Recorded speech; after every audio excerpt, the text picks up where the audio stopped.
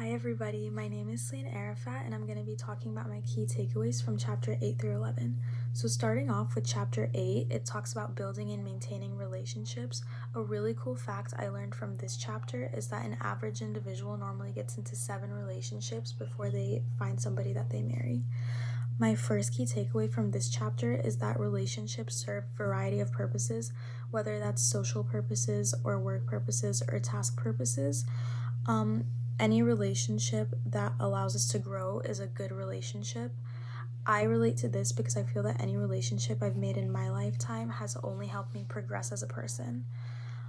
My second key takeaway from this chapter is that there are different levels of attraction, whether that's physical attraction or social attraction. Physical attraction is you're attracted to their looks, the way that they look, and social attraction is the way you're attracted to the way you guys conversate together, like you guys hold good conversation.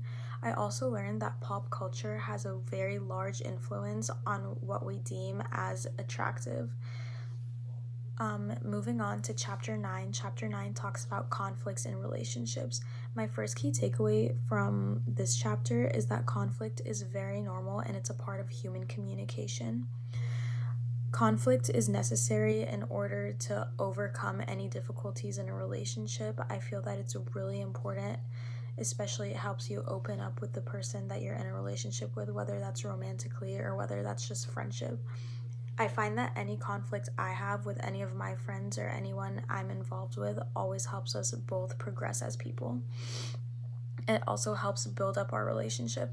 My second key takeaway from this chapter is that people are normally interdependent, meaning that people involved in a relationship both depend on each other to help them progress and build their relationship more as people. Moving on to chapter 10, my first key takeaway from this chapter is that friendships are voluntary, meaning that you choose the person that you want to be friends with as well as they choose you. I relate to this because obviously I choose anybody that I'm friends with and I feel as if they choose me as well. I feel that in order to be close with somebody, you guys need to have the same interests, and if you guys don't have the same interests, I feel like you guys need to connect on a personal level, or you guys are open to learning about each other. My second key takeaway from this chapter is that there are different levels to friendship. The one that stuck out to me the most was that there's equality in friendships, meaning that both parties value the interests of one another.